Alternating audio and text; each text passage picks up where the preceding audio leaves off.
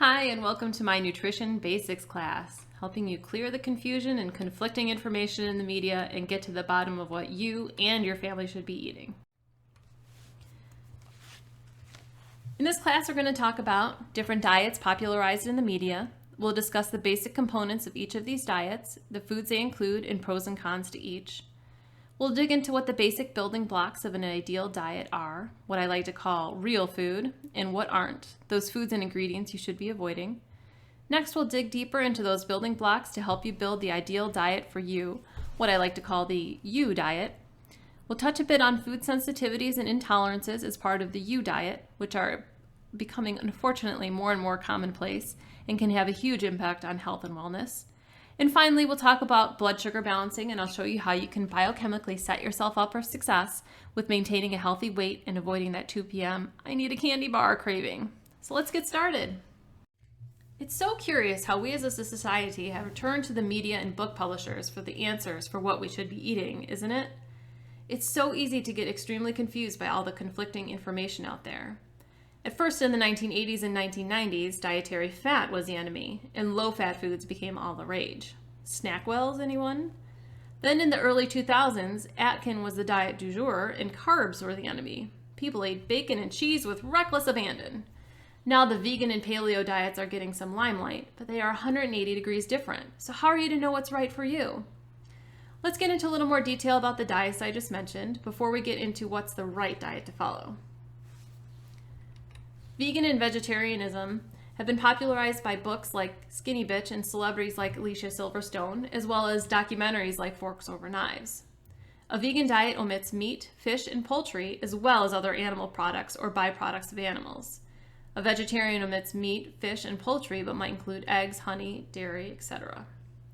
Many vegans are concerned with the practices involved in factory farming and animal testing, which are frankly valid concerns, but there's a way around it, and the intensive use of land and other resources for animal farming. A healthy and varied vegan diet includes fruits, vegetables, plenty of leafy green vegetables, whole grain products, nuts, seeds, and legumes. A poorly planned vegan diet includes a lot of refined carbohydrates and can be low in vitamin B12 and other vitamins. Next up is low-fat and high-carb diets. A low-fat diet is comprised of 50 to 55% of calories from carbs, 20 to 25% from protein, and 30 to 35% from fat. This approach is low in saturated fat and cholesterol, and saturated fat should comprise less than 10% of the calories from total fat. A low-fat diet may help reduce the risk of heart disease, diabetes, and other major health conditions. The theory here, protein and carbohydrates are 4 calories per gram, whereas fat is 9 calories per gram. Thus, when fat is reduced, calorie consumption is decreased as well. The exception is when foods are highly processed with added sugars. Then they may contain equal or greater calories per gram than fat, and that's where things went wrong back in the late 80s, early 90s. Food manufacturers replaced fat with sugar to compensate for the flavor lost by removing fat, and our obesity rates skyrocketed, which you'll see in the chart on the bottom right. Next up is Atkins or low-carb and paleo diets. The Atkins diet is primarily focused on weight loss and is based on the controversial concept that the body will burn fat for fuel when carbohydrates are significantly restricted. There are 4 phases to the Atkins diet, which starts very low carb and over time increases the amount and type of carbohydrates allowed as weight loss occurs. Foods to include are low-carb vegetables, low-carb fruits, meat, poultry, fish, eggs, beans, and dairy, nuts and seeds, and healthy oils. Supposed to be avoiding refined grains, whole grains, sugar, and trans fats. The problem with this diet, as I already mentioned, is that a lot of people didn't actually read the plan and took it to be a free-for-all with bacon and cheese. And you'll see here on the bottom right is the Atkins pyramid with all the different foods to include. And similar to Atkins in that it's low carb, but with a different underlying principle as to the why, is the paleo diet. Rooted in the belief that sticking to food our caveman ancestors would have eaten leads to optimal health. This includes meat, fish, vegetables, wild fruits, eggs, nuts, and more. Guidelines include eating a relatively high amount of healthy fat such as coconut oil, avocado, ghee, and olive oil. Vegetables, raw or cooked, are the primary source of carbohydrates, rendering the diet relatively low carb. Animal protein, including its naturally occurring fat, should be included in the diet. Red meat, poultry, pork, eggs, and organ meat are all encouraged. Some followers of this approach choose to emphasize vegetables and minimize meat. However, all devotees put a high premium on organic and grass-fed meats. Although included, fruits are limited since cavemen encountered these treats infrequently. Finally, the government guidelines, the food pyramid in my plate. The food pyramid put heavy emphasis on grains, putting it at the base of the pyramid. My plate is a little bit more balanced with the plate divided into quarters, but it does not include fats, which are really important for hormone production and overall body function. These are just a few examples, but it's clear that there's a lot of conflicting information about what we should be eating. So how do we clear the confusion? So what does a healthy diet look like? What should you be eating amongst all of this conflicting information? Let's start with the integrative nutrition plate, which you'll see on the slide. It's a good place to start, even though I don't love the depiction 100%. Diving into the different components, you got vegetables, fruit, whole grains, protein, water, fats and oils, and primary food. Vegetables should be at the base of your diet. It's important to eat a wide variety of them, including leafy greens, root vegetables, in many colors, cooked and raw. In the class resource page, you'll see a handout titled Glorious Greens, which discusses the benefits of green vegetables and some thoughts on how you cook them. Relative to fruits, a few servings of fruit a day is okay, but please be conscious of how much you're consuming because it's really easy to overdo it. Variety is the key here too. Relative to fruits and veggies, you can see the Clean 15 Dirty Dozen handout on the class page. This is a great guide from the Environmental Working Group, which points you to the Dirty Dozen, which is the produce which is heavily sprayed and best bought organic, as well as the Clean 15, the produce that you can get away with buying conventional. Let's talk about grains. Grains are a huge hot button for me because of how big food markets quote-unquote whole grains. A loaf of whole grain bread does not equal whole grains. When I talk about whole grains, I mean grains as they come out of the ground. Any quote-unquote whole grain product that comes in a package is still processed and reacts very differently in the body than grains as they are found in nature. So think rice, quinoa, millet, spelt, barley, oats. The actual individual grain, where the only ingredient in the package is rice, quinoa, millet, spelt, barley, or oats. You'll find a handout on the class page about great grains, which lists the real whole grains and how to cook them. Okay, let's talk about protein. High quality is key here. Grass-fed, organic, local, and pastured if you're choosing an animal protein. Protein also includes legumes. So it's important to experiment with the amount, which we'll talk about more later. Typically, Americans eat more than they need to. In blue zones, where a large percentage of the population lives to over 100, they eat animal protein relatively infrequently, like a few times a week, rather than at every meal. All right, fats and oils. Don't be afraid of fat. Fat is necessary for hormone production, vitamin absorption, and it helps to contribute to feelings of satiety. Please ditch the vegetable oils, canola oil, and soybean oil.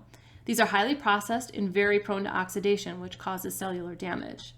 Instead, opt for olive oil, butter or ghee, coconut oil, and avocado oil. Recall that the low-fat craze is what started the obesity crisis in our country. And I saw recently that new studies have come out to show that the low-fat diet recommendations from 2 decades ago were based on faulty research. I included 2 handouts on the class page. The Practical Paleo Guide to Cooking Fats, which is a great guide to the best oils to use at different temperatures and which to avoid. There are a few things to consider here. How the oils are produced, and some are very highly processed and come in contact with a lot of chemicals as a result. Secondly, how stable the fats are. And thirdly, the fatty acid profile. The fat stability is important relative to how hot they get when you use them to cook, as well as shelf stability to a certain degree. The stability affects the oxidation rate. Oxidized fat is inflammatory and can cause cellular damage when you ingest it. There's also the handout Facts on Fat from IIN. This goes into the fatty acid profile, saturated, monounsaturated, polyunsaturated, and trans fat, and discusses the pros and cons of each. I've also included a great handout on food quality on the class page called The Practical Paleo Guide to Food Quality. This overviews what to look for when you buy real unprocessed food.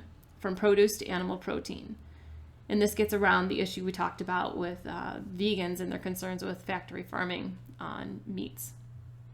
As you can see in the handout, there's marketing terms that seem like they would mean something, but they actually don't. Natural is a good example of this. There's no regulation around what that term means, so you may just end up spending more money for the word on the package. Next up is water. It almost should go without saying, since we all know water is the best thing to drink throughout the day. Be sure you're getting enough, that your urine is a light color, which usually ends up being 8 to 15 cups a day. And the amount can be affected by gender, activity level, temperature, etc. And note that hunger can also be a sign of dehydration, as can other symptoms like food cravings, headaches, etc. So be conscious of that. And please make sure your water is filtered, because there's lots of nasty stuff in tap water. Primary food. You'll see this depicted around the perimeter of the plate, circling the secondary food, which is the food you put in your mouth. Primary food is more important than the food you put in your mouth. Without meaningful relationships, a fulfilling career, a spiritual practice, and some physical activity in your life, what you eat will only get you part of the way there to ideal health. I get into this in more detail in my Healthy Mom 911 class. Check it out. Dairy. Oh, dairy. This is a controversial topic, isn't it? If you recall, you don't see it on the IIN plate. The truth about dairy, like most of the controversial foods in the media, is it can be a part of an ideal diet for some and not for others. It's definitely not a one-size-fits-all proposition. A high percentage of people are sensitive to it and don't even know it. I highly recommend you try an experiment where you eliminate dairy for a couple weeks and see how you feel without it, and again once you reintroduce it.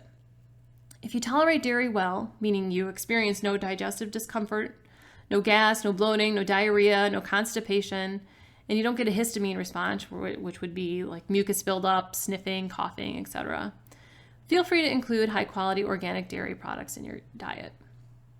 And if you find that you are sensitive to dairy, don't worry about calcium. The reality is that as long as you're eating a diet high in real food, especially vegetables, leafy greens in particular, you'll get enough calcium in your diet. There's a link to an article on the class resource page which discusses dairy and calcium needs that I think is great. So here are all your ideal diet components. It's a lot of information to digest. So now you know what the basic building blocks of your ideal diet look like. Let's talk about the top ingredients to avoid and the things that you shouldn't be including. Artificial colors, artificial flavorings, artificial sweeteners, preservatives, high fructose corn syrup, monosodium glutamate or MSG, olestra, trans fats, and nitrates. Bottom line on all of these is that they're highly processed, food-like products that you shouldn't be consuming. They cause a whole host of symptoms, including eczema, hyperactivity, organ damage, headaches, nausea, the list goes on and on. I'm not going to go into too much detail, as you'll find more information on the included handout on the specifics of what each of these are and why they're bad. If this is interesting to you, I encourage you to take a look at the Feingold diet at feingold.org for more information. They have extensive information on the effects of artificial colors, flavors, and preservatives, and it helps you navigate away from these ingredients while still including some processed food in the diet. There are 2 handouts on the class page about this. One is the top 10 ingredients to avoid, and also a handout on artificial colors, flavors, and preservatives from the Feingold Association, which gets into a little bit greater detail on those 3 ingredients and why they're bad. So, now that we have the building blocks of an ideal diet and what isn't part of it, let's talk a little bit about grocery shopping and how what we've talked about translates into the shopping experience.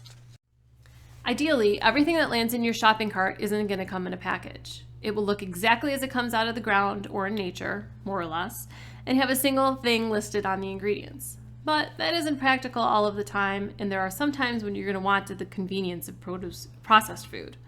Not all processed food is bad, you just need to become a bit of a label snob. Hi, I'm Carrie, and I'm a label snob, and proud of it, frankly, despite the fact that my family gives me the hardest time about it. I strongly encourage you to start reading labels. Not on the front where you're going to see all the marketing buzzwords and flashy graphics, on the back where the ingredients are listed. Don't buy anything with ingredients you can't pronounce or couldn't buy in the store as a standalone ingredient.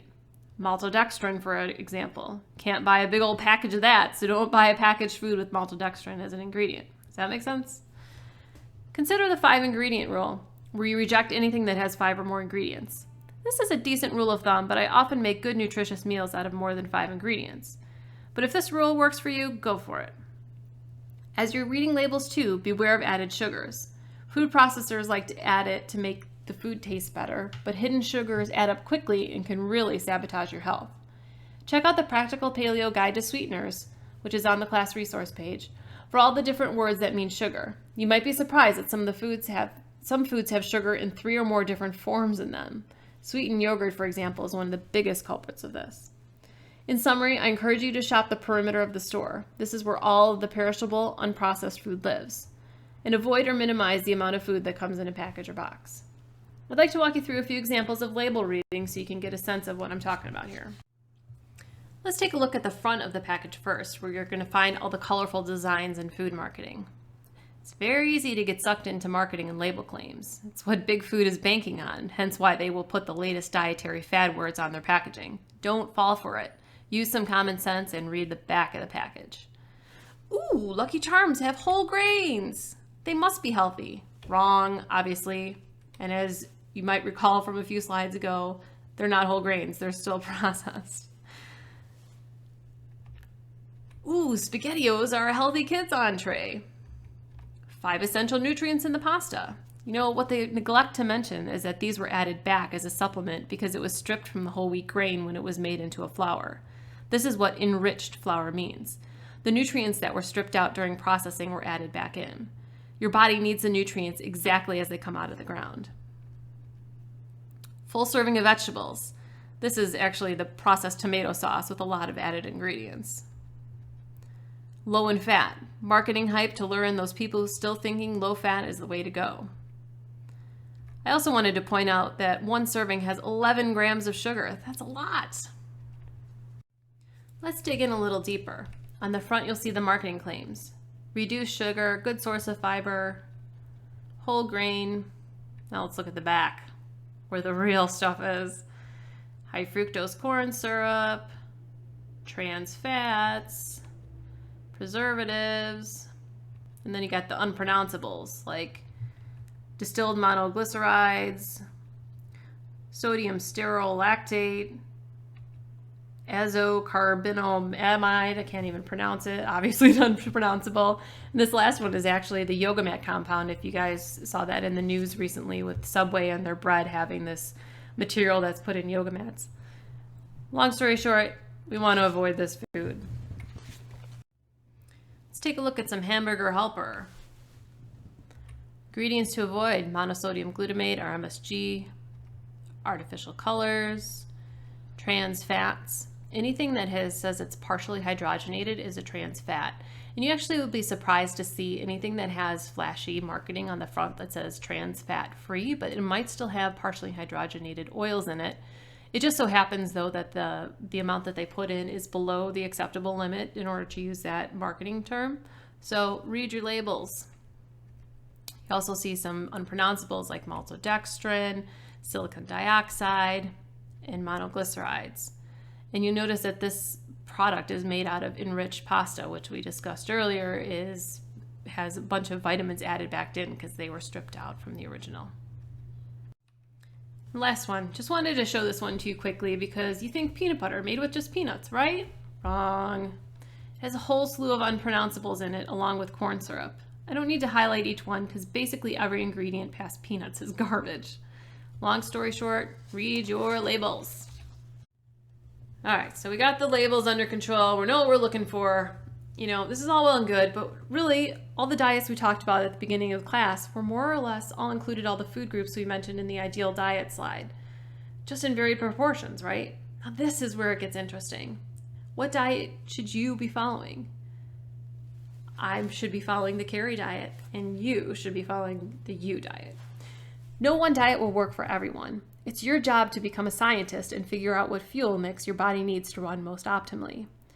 When you get this figured out, your weight will stabilize at a healthy number for you, you'll have consistent energy all day long, and cravings will likely become a thing of the past. But how do we do this?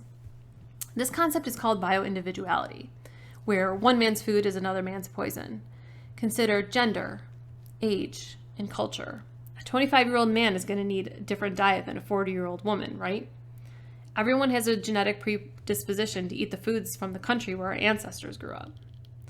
So where do you start? How do you figure out what your body needs? I have a couple of great tools to share with you.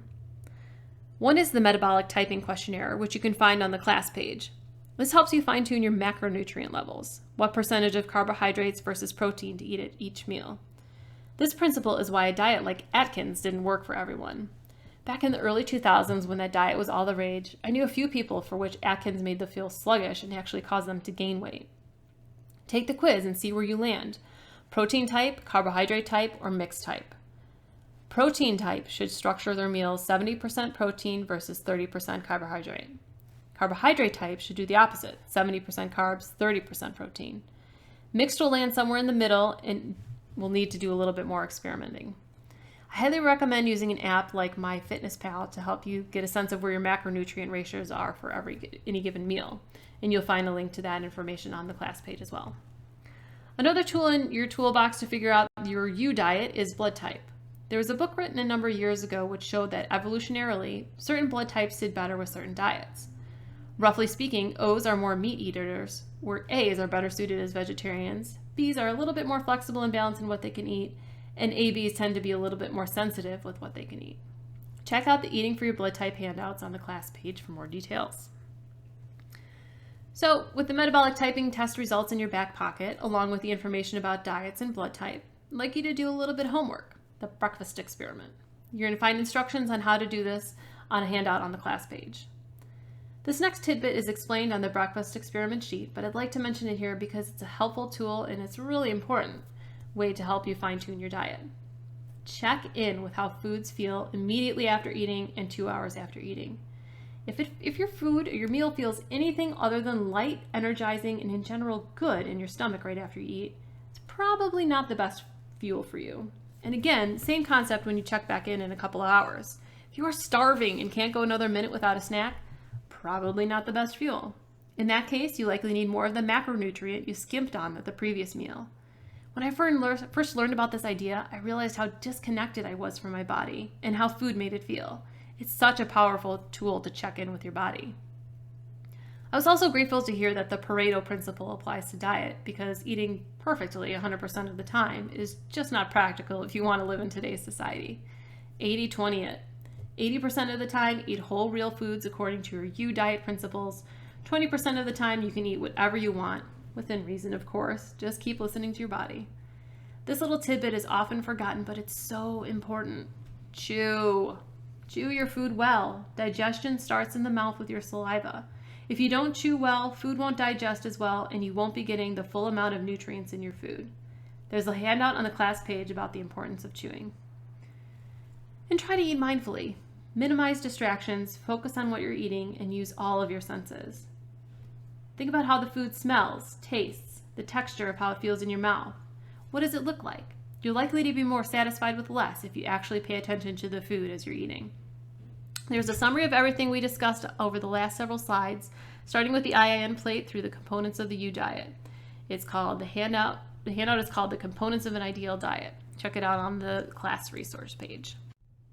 I wanted to include this information in this course because I know a lot of moms struggle with those last 10 stubborn pounds, or maybe even a little more than that. Here's how I lost those last 10 pounds with little effort. I truly just followed these steps and the weight fell off without me trying. Eating the right diet, quote unquote diet, is not about counting calories at all. In fact, I highly recommend against counting calories. Eating is about giving your body the nutrient-dense foods and the fuel, the macro and micronutrients that it needs to run efficiently. A calorie is not a calorie. Think about the volume of greens you can eat versus potato chips. So basically what I did is I just ate nutrient-dense foods when I was hungry. I swapped out my usual pretzels, granola bars, and etc., things, processed food snacks, for real whole foods like veggies and hummus, apples and peanut butter, and almonds and raisins or trail mix. I followed the 80-20 rule and eventually did some food sensitivity testing, and I came to find out that I was sensitive to gluten, corn, and dairy. But really, the nuts and bolts of it was I didn't count calories, I just changed the quality of food I was eating, and that last 10 pounds just fell off. It was pretty awesome. So let's get a little bit deeper into the topic of food sensitivities. Most people don't think that they do, but actually probably 60 to 70% of people do. Now, this is different from food allergies. It's where you have a reaction to a food but do not actually produce antibodies to it, which would be a food allergy. Therefore, it's difficult to clinically test since you don't have anything to measure, i.e. the antibodies. Often, a food sensitivity is the culprit if you have some sort of symptom that you can't tie to anything else. Your doctors have scratched their heads, say, I don't know what's causing the problem. Best way to go about exploring this is through an elimination diet. No gluten, dairy, eggs, soy, corn, or alcohol, and added sugar for 23 days. And why 23 days? Antibodies, which are the proteins that our immune system makes when it reacts to foods, take 21 to 23 days to turn over. So if you don't quit things to which you're sensitive to for at least that time, you won't get the full effect of eliminating them. Be slow to reintroduce foods you've removed. It may take up to a week to see a reaction, but most commonly it's 2 days. Only reintroduce one food at a time as to not cloud up your results. So the ideal is to remove all of the suspect foods at once for the full 21 to 23 days, but I know that can be overwhelming and difficult to do. So instead, try removing all along with sugar and alcohol for a week and see what happens. Do like a mini cleanse. The easiest way to implement and give it a try is to choose one and eliminate for 1 to 2 weeks and reintroduce and see what symptoms disappear and appear. Unfortunately, it's often the foods you eat most frequently or crave frequently that are causing the problems. So why do food sensitivities happen? One reason is an absence of an enzyme needed to digest. An example of this, which people are very familiar with, is the lactose intolerance, where they don't have the lactose enzyme to break down the lactase in milk. Another reason would be chemical causes. Your body may not tolerate a chemical compound in food, either natural, like amines and cheese, or artificial colors or flavors, for example. Another thing that is actually becoming really common too is leaky gut.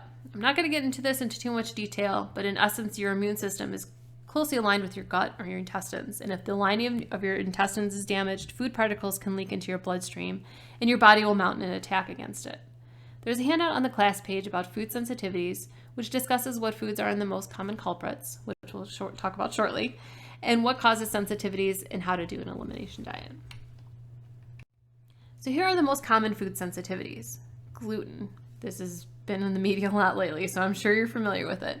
But it's a protein that's found in wheat, barley, rye, and most oats. It causes a wide range of symptoms ranging from irritable bowel to mood issues. Gluten triggers the release of a protein called zonulin, which causes the leaky gut reaction I just spoke about to occur. Gluten-free, as I'm sure you've seen, is a big media hype diet these days, but there's a lot of misinformation and label marketing going on here. Gluten-free products are often just as bad as their glutinous counterparts. Kind of like the low-fat craze in the 80s where they replaced fat with sugar.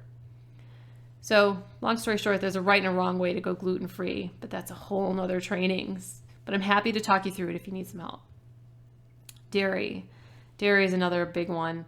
And it's not just the lactose, which most people are familiar with, that causes the issue. It's also the milk protein casein. It's closely linked with skin issues. So if you have some sort of rash that you can't get to the bottom of, try eliminating dairy and see if it'll go away. I had that happen to me. You can find calcium in other sources like leafy greens, nuts, and seeds. And you may not need as much calcium as a dairy council would lead you to believe, which we discussed about a little bit earlier, and you'll find information on the class page about. Soy. Soy's in everything. And unfortunately, most soy is genetically modified, heavily sprayed with pesticides, and significantly processed. Soy can also interfere with thyroid function and damage gut health. Corn.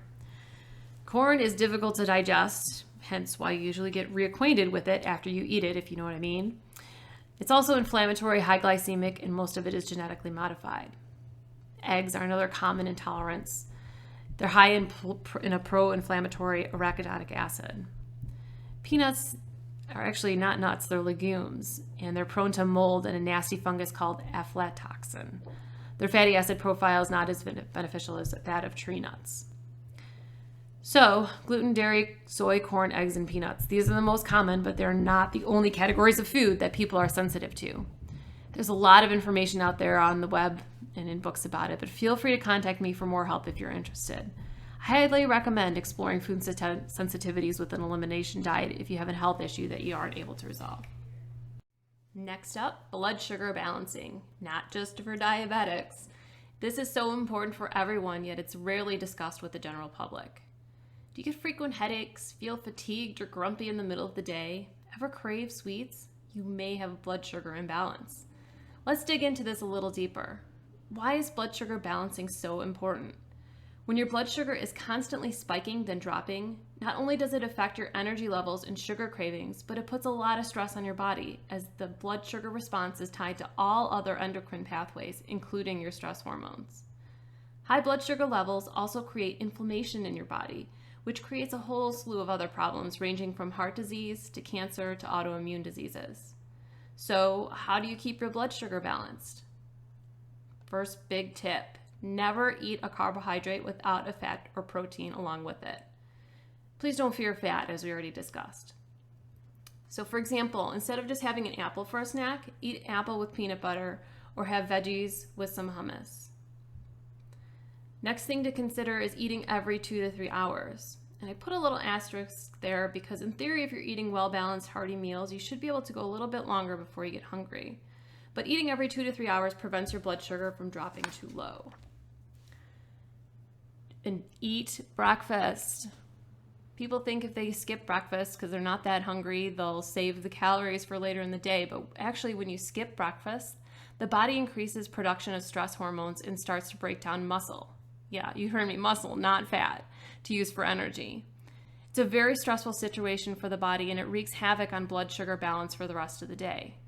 Breakfast should be consumed within 30 to 45 minutes of waking, and it should include a hearty source of protein, a source of fat, and a source of carbohydrates, such as a whole fruit or half of a sweet potato. Next way you keep your blood sugar in balance is keeping your caffeine in check. Caffeine has the same effect as sugar in the body. So it has a wide range of effects, including foggy headedness, anxiety, headaches, energy level swings, breast or abdomen tenderness, food cravings, and irritability. Caffeine also causes adrenal fatigue. So if you're feeling tired all the time and you're running on empty and you need that caffeine to give you a little bit of a boost, you're actually depleting your energy tank that much quicker with caffeine. When I first learned this, I gave up coffee for good without even trying. Next thing I recommend is experimenting with caffeine. See if you can give it up. It's going to take about 3 days to get out of your system, and frankly, those 3 days are probably going to be pretty miserable. So if this is of interest to you and you want to learn a little bit more, I highly recommend you look up the glycemic index and information on diabetes to learn a little bit more about keeping your blood sugar balanced. It'll give you an idea of how different foods impact your blood sugar levels and better choices to make to keep your blood sugar balanced. So let's explore what blood sugar roller coaster looks like for someone on the standard American diet, or the SAD diet as I like to call it. Up at the top, you'll see a chart which essentially simplifies the glycemic index, glycemic load of different types of food. So most people wake up at 8 and have their breakfast at 8 o'clock in the morning. They'll grab a coffee and a bran muffin, which is caffeine and refined carbohydrates, spiking you up to a level 4. Then you're going to have your blood sugar is going to take care of it. Insulin's going to come in and bring you back down to level 1. So there's your first big peak. Then you're probably hungry at 11 o'clock in the morning. So you grab a banana, spiking you up to a level 2. It's fruit, mostly carbs. Come back down again. Then you have your sensible lunch of grilled chicken salad with bread. Fairly balanced meal, put you up at a 1. Come back down. And then you're craving sugar at 3 o'clock in the afternoon. Have yourself a brownie, spike yourself up to number 3. Come back down. 6 o'clock again, diet soda. Caffeine spikes you up to a level 4. Back down again. Up again at 8, having some pasta for dinner. Refined carbohydrates at a level 3. Then you want to have some dessert.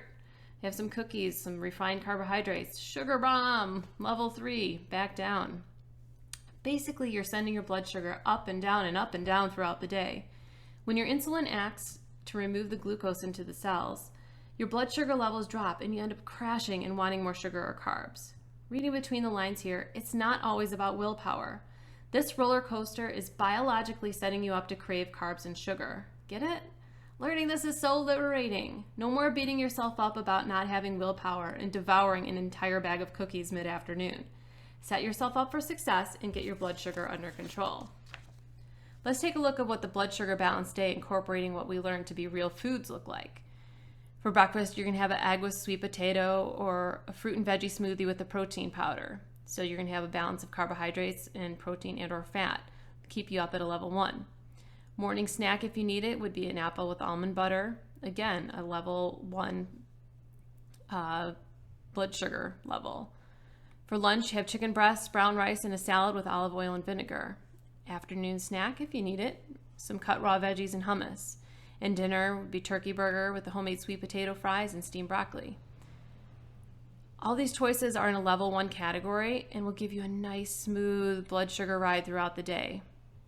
So does this mean your food is going to be that quote-unquote boring all the time? No, we talked about the 80-20 and how to enjoy your 20%. This is all about moderation. Plus, eating healthy does not need to be boring, and it does not need to be tasteless either. I eat healthy most of the time, and I eat some really delicious stuff. A lot of powerful information here. Take a look at the blood sugar roller coaster handout on the class page for a summary of this information and a chart for you to see how well you're currently managing your blood sugar. So that's it for the Nutrition Basics class. That was a lot of information to digest, but hopefully you got at least a couple of good pieces of information to help you create your you diet. As we explored in the beginning of class, dietary theories are just that, theories. One man's food is another man's poison. Find what works for you and build your ideal diet with fruits and veggies, real whole grains, and grains as they come out of the ground, where the only ingredient on the package is the grain itself, not marketing speak for whole grains. You're also going to include some high quality protein, and be sure to make an oil change. Choose butter or ghee, olive oil, avocado oil, and coconut oil over vegetable oils or margarine. And be sure to drink lots of water. Choose water first to crowd out unhealthier choices. Be sure to use the tools on the class resource page, the metabolic typing questionnaire, and the blood type diet information to help you fine-tune your macronutrient ratios and further refine your you diet. And start paying attention to how the different macronutrient ratios feel for you and how different foods feel in general. Give some thought to food sensitivities and consider an elimination diet around the foods people most often are sensitive to, which are gluten, dairy, soy, corn, eggs, and peanuts. And follow your you diet with the 80-20 rule. 80% of the time, eat a nutrient-dense, real food diet, and 20% of the time, enjoy yourself, within reason, of course. Become a label snob and wear that label proudly. Be sure to watch out for ingredients to avoid and any unpronounceable ingredients and added sugars. And finally, be sure to keep your blood sugar balanced by always eating a carbohydrate along with a fat and or protein, eating every 2 to 3 hours, eating breakfast, and keeping caffeine and alcohol use in check. Thanks so much for joining me for this Nutrition Basics class. As always, feel free to reach out to me if you need any help in fine-tuning your you diet.